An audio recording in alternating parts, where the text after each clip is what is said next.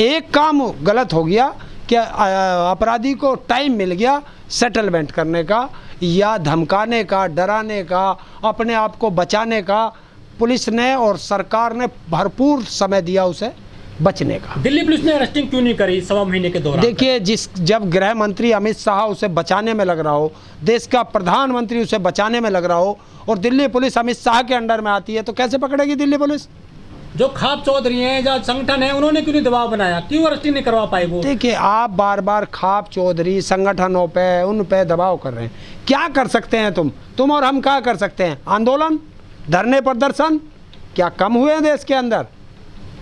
कम हुए हैं। लेकिन इसमें एक चीज़ थी, एक कमी रह गई कि जो खेल कमेटी बनी थी पहलवानों की, वो खेल कमेटी लड़ने में तो माहिर है, कुश्ती के दाव तो सारे जानती है, आंदोलन करना नहीं जानती थी। वो यहाँ मार खा गए। आंदोलन खाप पंचायत को या किसी संगठनों को अपने अंडर में लेकर लड़ना चाहिए था, तो ये आंदोलन और बड़ा हो जाता। आप अंदर बैठे, आपकी और मेरी यहाँ क्या बात हो रही है, अगर ये माइक ना हो तो बाहर किसी को पता चलेगा? नहीं चलेगा ना। बाहर तो वही पता चलेगा जो आप बताएंगे या मैं बताऊंगा। तो ये बात तो वही बता सकते हैं कि अंदर उनकी क्या बात हुई थी, क्या नहीं हुई। क्या सेटलमेंट किया खिलाड़ियों ने खेल मंत्री के साथ? नहीं, मुझे नहीं लगता कि बच्चों ने सेटलमेंट किया होगा। हो सकता है कहीं कोई उन बच्चों से गलती होगी हो, वो उनके झांसे में आ गए हो। देखो, होती है। और दूसरी चीज़ है, सत्ता है, पावर है, दबाया गया हो।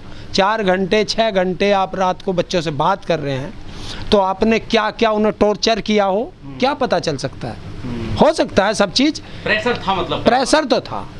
ये तो, क्योंकि अगर प्रेशर नहीं होता तो जिस तरह आप बता रहे हो कि उसकी जो है वापस कराए गए, बयान दोबारा कराए गए, ये प्रेशर ही तो है। और क्या है? वरना कौन बच्ची अपने हुए शोषण के खिलाफ और फिर मना कर दे? क्या आप सोच सकते हो ऐसा हो सकता है? नहीं होता।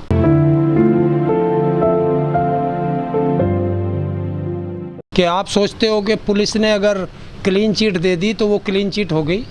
इस पोस्को में एक साफ है कि 164 के जो बयान होते हैं वो सबूत माने जाते हैं, और वो बच्ची 164 में अपने बयान दर्ज करा चुकी है, सीलबंद होते हैं वो मजिस्ट्रेट के सामने। लेकिन पुलिस बचाना चाह रही है, पुलिस दबाव में है, पुलिस मिली हुई है, और ये हमारे देश का दुर्भाग्य है। वरना पोस्को एक्ट का एक नियम है, जो उसमें धाराएं हैं, उसके हिसाब से कि जो भी एक अगर ये किसी पर भी लगेगी तो सबसे पहले उस अपराधी को जेल भेजा जाएगा और सबूत कोई नहीं मांगा जाएगा बच्चियों से। उस अपराधी को सबूत देना पड़ेगा अपना निर्दोष होने का। ये इसका नियम है। शिकायत वापस ले लिया पीड़िता ने? कोई शिकायत वापस नहीं है। 164 के बयान, देखिए आप लोग भी बाद में लिए ना शिकायत, 164 के बयान दर्ज होने के बाद में। जब 164 के बयान दर्ज हो चुके हैं, वो सीलबंद लिफाफे में सील लग चुकी है, अब वो खुलेंगे। अब जिस दिन इसमें तारीख लगेगी वो उस दिन लिफाफा खुलेगा, और ये मजिस्ट्रेट की विवेक पर काम करेगा कि वो पहले वाले बयान को सुने या बाद वाले बयान को सुने। ये इसका नियम है। ये मेरी भी कई वकीलों से बात हुई, मैंने भी उनसे पूछा था, तो उन्होंने बताया कि ये अब मजिस्ट्रेट का विवेकाधिकार है कि वो कौन से को माने। राजनेता है, और राजनेताओं की बुद्धि वहाँ से शुरू होती है जहाँ हमारी ख़त्म हो जाती है। तो वो हो सकता है अपनी राजनीति खेल गए हो। खाप कहीं विफल नहीं हुई, कोई संगठन विफल नहीं हुआ। देखिए, जब उन्होंने एक चीज़ है, बात सुनिए मैं बता देता हूँ। असर जब एक भरी पंचायत चल रही है और वहाँ अगर ये आंदोलन आपका है और आपने भरी पंचायत में खड़े होकर कह दिया माइक पे कि आप कोई निर्णय ना ले, कॉल हम करेंगे, आंदोलन की जगह हम बताएंगे, तारीख हम बताएंगे, तो अब पंचायत या संगठन क्या कर सकते हैं उसमें? ये किसने कहा था? खिलाड़ियों तो कह रहे थे कि हमारी जो खापे कहेंगी वही।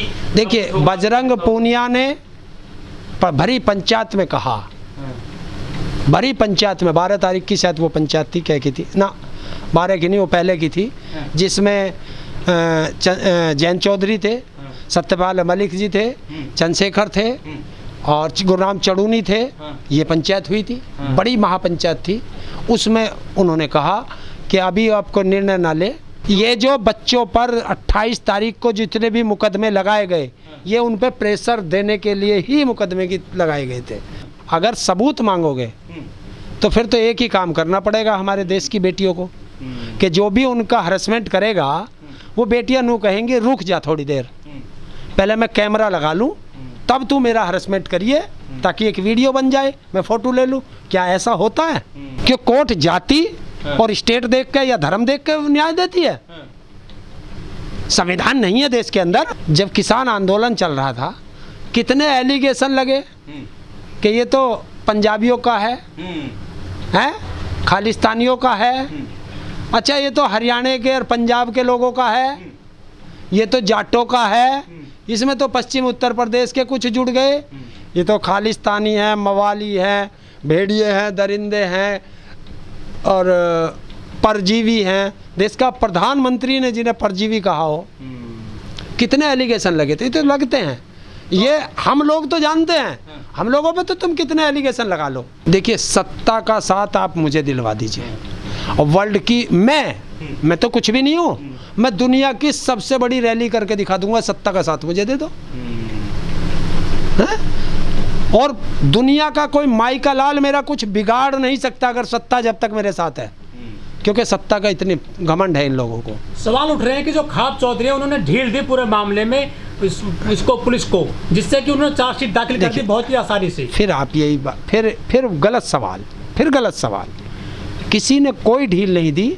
देखिए, इस पूरे आंदोलन को जो लीड कर रहे थे वो खेल कमेटी लीड कर रही थी, और खाप चौधरियों ने भी पहले दिन भी कहा था, और चाहे उनका आज भी आप सुन लेना, किसी भी संगठन का सुन लेना, किसी भी यूनियन का सुन लेना, सब ने ये कहा था कि निर्णय बच्चे लेंगे, खेल कमेटी लेंगी, हम इनका साथ देंगे, जो ये कहेंगे वही साथ देंगे, ये सब ने यही कहा था। लेकिन खाप चौधरी तो पंचायत कर रहे थे हरिद्वार में, मुजफ्फरनगर में, सोनीपत में और दिल्ली में। हाँ, देखिए, जिस दिन खाप हुई थी, जिस दिन बच्चों से मेडल वापस लिए गए थे, उनको रोका गया था।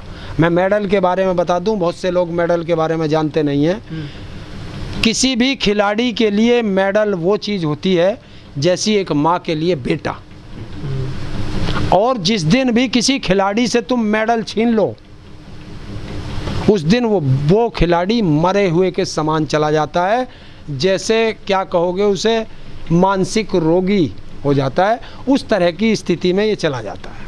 लेकिन देश में पहले भी लोगों ने मेडल वापस किए हैं, चाहे संसद का मामला रहा हो, संसद हमले का, लेकिन उन्होंने राष्ट्रपति को वापस किए थे, फिर उनको वापस कर दिए गए। राष्ट्रपति को क्या मेडल वापस करो, जो राष्ट्रपति खुद महिला होने के बावजूद नहीं बोल रही? तो देश की संसद में महिलाएं बैठी हैं, वो मर चुकी हैं, उनका जमीर मर चुका है, क्या कहोगे तुम? आप राजनेताओं से आस करते हो तुम्हें न्याय मिल जाएगा? राजनेता कभी तुम्हें न्याय नहीं दे सकता इस देश में। टिकैत का रवैया इस पूरे मामले में ढुलमुल रहा और संदिग्ध रहा, तो ऐसे में आप क्या कहेंगे पूरे? देखिए, मुझे तो पता नहीं आपने किस वकील के बारे में बात की, ना मैं जानना चाहता। मुझे वो सुप्रीम कोर्ट का वकील मुझे ये बता दे कि उसके सुप्रीम कोर्ट में कितने मुकदमे चल रहे हैं, सुप्रीम कोर्ट में उसने कौन सी PLI डाली है, ये बता देना है। और अगर वो सुप्रीम कोर्ट के वकील हैं तो उनको कम से कम, जब हिमायती बन रहा है तो सुप्रीम कोर्ट में लगाओ ना PLI, किसने रोक रखा? देखिए, मैं घर बैठ के मैं आप पे भी एलिगेशन लगा सकता हूँ, मैं सब पे एलिगेशन लगा सकता हूँ, लेकिन जब सामने आओगे ना तब पता चलेगा।